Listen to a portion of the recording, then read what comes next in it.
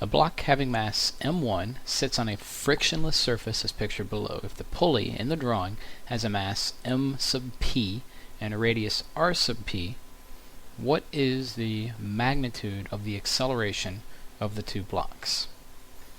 There are two ways in which we can approach this problem. I'll do it here the first way, which would be using torques and Newton's second law for rotation, and I'll do it the other way using conservation of energy in a different video. So this is the way that we would do it if we want to use torque and Newton's second law of motion for rotation. So we have this block M1 up here, and then this is attached to a pulley. Pulley has a mass MP and it has a radius I'll call R sub P. So this is attached. Oh, this is not a very good drawing, so let's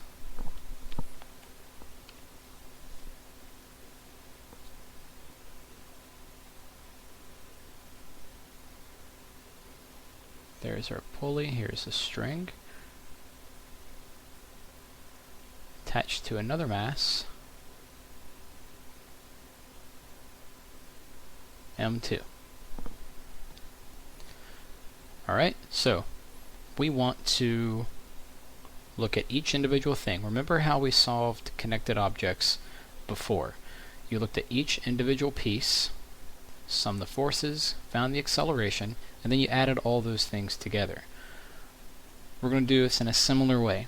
We're going to do a free body diagram for each individual thing here, and then what we're going to do is we're going to relate the accelerations of each one of those things together. So here we go. Let's start off with M1. So treat M1 as your system. What forces are acting on M1? Well, we have a tension. I'll call this tension F sub T1 because it's acting on this mass.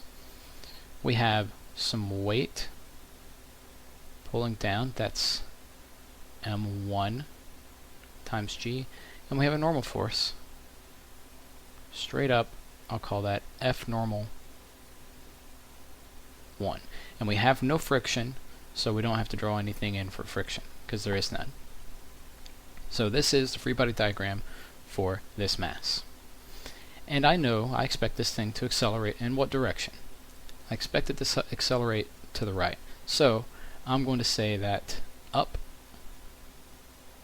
is positive y, and to the right is my positive x. Now let's look at mass 2. So mass 2, that free body diagram is going to look like this. We have weight pulling down, M2 times G, and then we have the tension F sub T2 pulling up. Now, once we give these pulleys mass and a size, these tensions are not equal anymore. Before, we said the pulley is ideal, it doesn't have any mass, we didn't worry about the pulley rotating. Now the pulley is rotating and it has mass, so the tensions will be different here.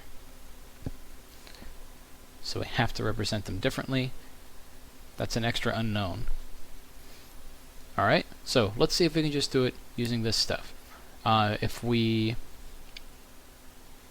said that down, it's accelerating down, so let's call that the positive x direction. Alright, remember, I want to match up those accelerations. So if I sum the forces over here,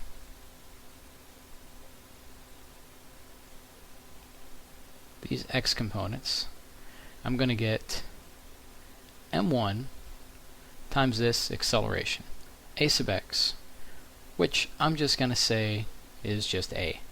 But that's equal to whatever this tension 1 is. So I'll say M1 times A is equal to tension 1. That's very important. We'll keep that over here to the side and use it in a second. Now let's do the same thing here. If I sum the forces on mass 2 in this x direction. And I'm perfectly fine calling down the positive x direction. X doesn't have to be horizontal. It can be whatever you want it to be. So this is mass 2 times that same acceleration is equal to, we now have an upward force and a downward force. We have m2 times g down, and we have minus tension 2 pulling up. We're looking for this acceleration. Let's go ahead and rewrite this so it looks more like this one.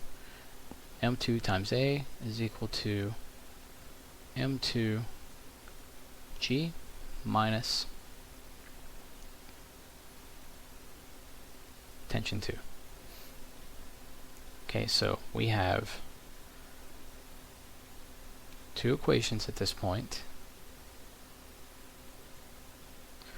but we have 1, 2, 3 unknowns. We need another equation. So let's look at the pulley. Imagine a blown up picture of the pulley here. There's this tension. This is the tension 1 pulling that way. And then here we have tension 2 pulling straight down. Here is the axis of rotation for our pulley. Now, what direction should it rotate? It should start rotating around in the clockwise direction. So, let's say that, well, let's think about it. What direction will the angular acceleration be? It's going to start to rotate around like this, and it's going to be getting faster and faster and faster. Let's use the right-hand rule to think about what direction the acceleration would be. If it's going this way, what is the direction of the angular velocity? Clockwise, so curl your fingers around so that they're going in the clockwise direction. Your thumb has to point into the page. So the angular velocity is into the page and it's speeding up, so the acceleration will also point in that direction. So the angular acceleration is into the page. I want to pick into the page to be my positive z direction. So into the page is positive, out of the page is negative. Now let's sum these torques. Sum the torque acting on the pulley. It should be equal to the moment of inertia times the angular acceleration. What are the torques? Well, we have this torque from tension 1.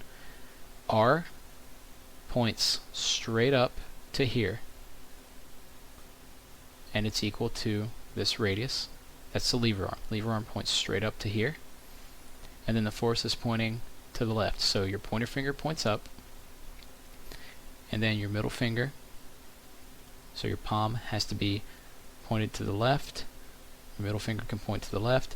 That means your thumb points out of the page. That's going to be negative, because we said that was negative for this coordinate system. So minus, these two are already perpendicular, so we can just write it like this. Now torque from tension 2. R points to the right. It's equal to this radius of the pulley. And then the tension pulls down. So R points to the right. Your pointer finger points to the right. Your middle finger has to point down in this direction. leaving your thumb to point into the page. So that would be positive. And these two are also perpendicular, so it's just the radius times that tension. And at this point, it doesn't look very useful, but we have to remember the string is not slipping over the pulley. It's rolling without slipping. So we can say that this alpha, this angular acceleration, is equal to the tangential acceleration divided by the radius. Remember that relationship that I showed you a little bit earlier, very important here. So this goes in place of that. Now we have also our moment of inertia. For a disk like that, the moment of inertia is 1/2 the mass times the radius squared. We just looked that up on our table. So that goes there. That leaves me with this equation being, so this part first, 1/2 mass of the pulley times, oops, I forgot my other 1/2. No, I did. 1/2 mass of the pulley times radius of the pulley squared. That's my moment of inertia, times acceleration over radius of the pulley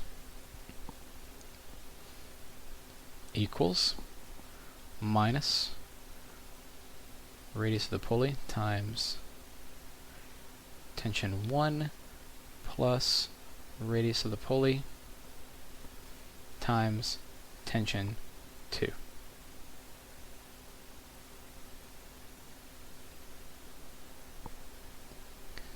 Now, let's go ahead and take a moment to cancel some things that we can cancel. We can cancel 1r from everything here. So that r squared gets knocked down to just an r because we have 1r in every numerator. And then we have r over r, so those can also cancel each other. What I'm left with is 1/2 the mass of the pulley times the acceleration. This is the same acceleration here and here, is equal to minus tension 1 plus tension 2. Here is my third. And remember, what did we do when we had these three things? When we did the connected objects and found acceleration, we added these three equations together. So let's do that. m1 times a plus m2 times a plus 1/2 m for the pulley times a is equal to ma. m1a was tension 1 plus, now add this part, that was m2g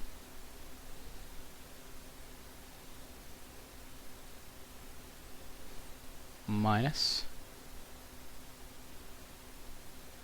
tension 2. Now we add this part,